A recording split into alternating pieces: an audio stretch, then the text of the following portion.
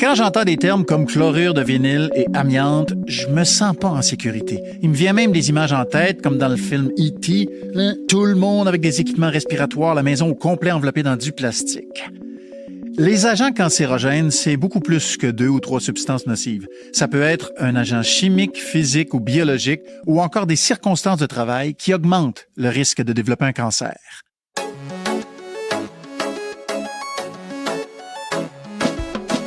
Je m'appelle François-Étienne Paré. Bienvenue à la SST expliquée.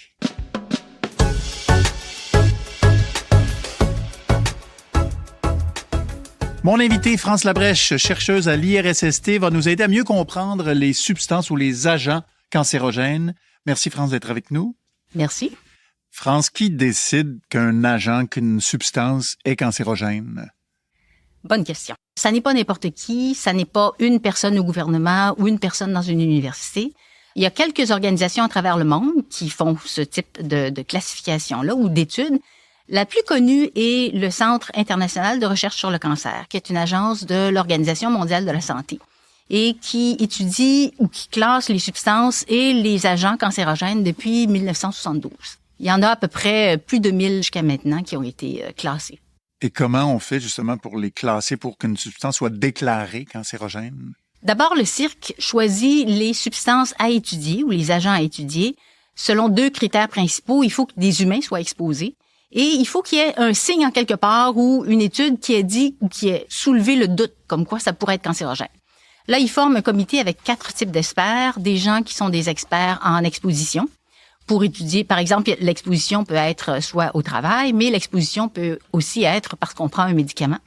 Ensuite de ça, des épidémiologistes évaluent les études sur les humains, des toxicologues évaluent les études sur les animaux, et d'autres types de gens, des chimistes, des toxicologues aussi et des épidémiologistes peuvent évaluer les études en laboratoire sur des cellules humaines ou animales pour voir si justement il y a des mécanismes de cancérogénicité. À partir de ces 4 sources de données-là, le CIRC utilise un algorithme pour évaluer les preuves, justement, de cancérogénicité et il donne une classification finale de substances qui peut être soit assurément cancérogènes, ce qu'on appelle les cancérogènes avérés, probablement cancérogènes ou encore possiblement cancérogènes chez l'humain. Ou encore, il porte comme conclusion, on n'a pas assez de données pour pouvoir se prononcer sur la cancérogénicité. Est-ce qu'il arrive qu'une substance soit impossible à détecter? En général, ce qui arrive, c'est que c'est difficile à l'étudier. OK. Parce que, comme j'ai dit, on regarde l'exposition, on regarde les études humaines, animales, etc. Dans certains cas, il n'y a pas de données sur l'exposition ou c'est difficile à reproduire. Le travail de nuit, par exemple. On peut étudier ça chez les animaux, mais les animaux sont des animaux nocturnes. Par exemple, les rats. Alors, il faut inverser leur cycle, comme s'ils travaillaient le jour au lieu de travailler la nuit. La fumée de cigarette, ça a posé certains problèmes parce que là, il a fallu qu'on organise les souris et les rats de façon à pouvoir les faire fumer des cigarettes. Vous voyez, alors dans certains cas, c'est difficile à reproduire l'exposition. Dans certains cas, c'est parce qu'on n'a pas de données chez l'humain. Dans certains secteurs d'activité, par exemple, la production de caoutchouc, il y a quelques études chez les humains, mais il n'y a pas beaucoup d'études publiées. Alors, il manque de données. Puis, à ce moment-là, le CIRC classe les substances comme étant, on ne sait pas encore, non classables. Est-ce qu'il y a des nouvelles substances qu'on ne connaît pas? Oui. À chaque année, il y a des milliers de substances qui entrent sur le marché. Le Canada a un plan de gestion des produits chimiques, mais il en évalue peut-être un gros maximum de 1000 par année. Alors, à chaque année, il y a des nouvelles choses. Les technologies évoluent. Dans certains cas, on a retiré du marché certaines substances parce qu'elles étaient trop toxiques ou cancérogènes ou d'une autre toxicité. On les remplace par quelque chose d'autre. Là, un exemple, ce serait les pesticides. On a enlevé certains pesticides qui étaient trop toxiques, le DDT, mais on l'a remplacé par d'autres substances. Puis là, on s'aperçoit que ça peut être toxique, peut-être justement à long terme, mais on n'a pas assez de recul dans les études pour pouvoir le classer.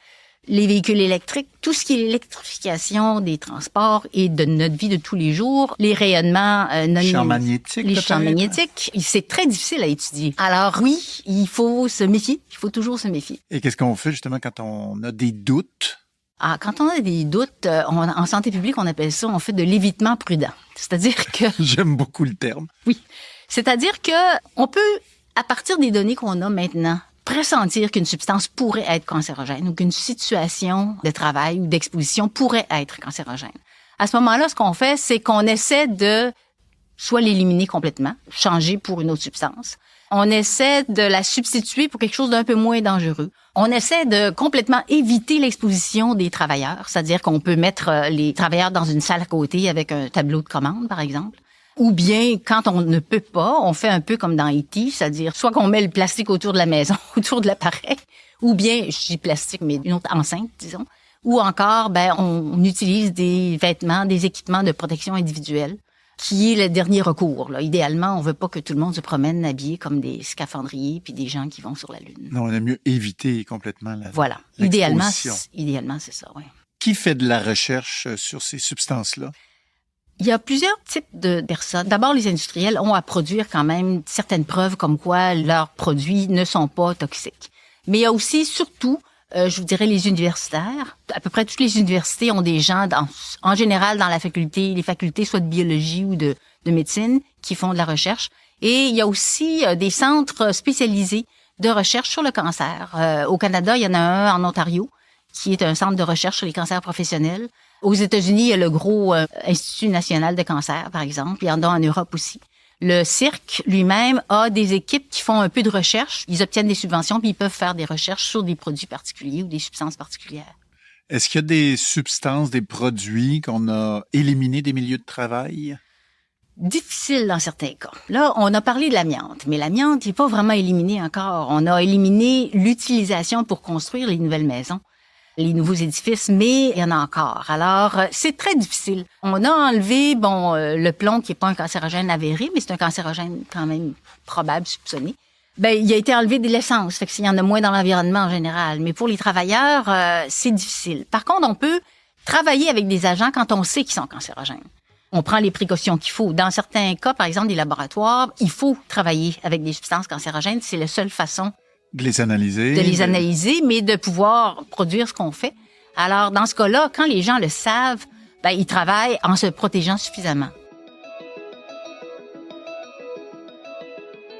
France, quels sont les outils produits par l'IRSST pour nous aider à mieux comprendre les substances cancérogènes et à s'en protéger? Nous avons produit une fiche et un document pour aider à sensibiliser les intervenants, surtout en santé au travail, et les travailleurs à la présence éventuelle de cancérogènes dans leur milieu de travail. On peut se protéger d'un cancérogène quand on sait qu'il est cancérogène. Or, vous savez, un accident de travail, c'est évident, c'est au travail, on sait qu'est-ce qui a causé, puis on peut travailler à prévenir justement la prochaine fois qu'il va y avoir un accident. Or, pour les cancérogènes, c'est plus compliqué parce que les cancers se développent 10, 15, 20 ans, jusqu'à 40 ans pour l'amiante, après justement l'exposition. Alors, le lien entre le travail et l'exposition est moins évident. Et puis, dans certains cas, même l'employeur ne sait pas qu'il y a des cancérogènes dans son milieu de travail. Alors, on a fait une fiche là-dessus. Ensuite de ça, on a fait quelques rapports aussi où on a identifié combien de travailleurs étaient exposés dans quel secteur d'activité et à quelles substances cancérogènes ils étaient exposés. On a fait des conférences aussi, bien sûr. Puis, on a organisé aussi un forum sur les cancérogènes avec des intervenants de santé publique et en santé au travail. Alors, tout ça, vous pouvez le trouver sur le site de l'IRSST. On a aussi collaboré avec c'est un projet pan-canadien sur le fardeau des cancers. C'est-à-dire, il y a combien de cancers qu'on pourrait estimer qui sont associés au travail. Alors ça permet aux dirigeants et à tout le monde d'un peu les sensibiliser et attirer leur attention sur la possibilité d'être exposés aux cancérogènes. Et éventuellement, procéder à des changements, j'imagine. Et au moins, savoir comment travailler avec pour se protéger. Merci, France. Mon invité, France Labrèche, est spécialiste en agents cancérogènes dans les milieux de travail. Merci beaucoup, France. Merci à vous. Merci à vous d'avoir été à l'écoute. Je vous invite à écouter les autres épisodes de la SST Expliquée, le balado de l'IRSST sur votre plateforme d'écoute préférée.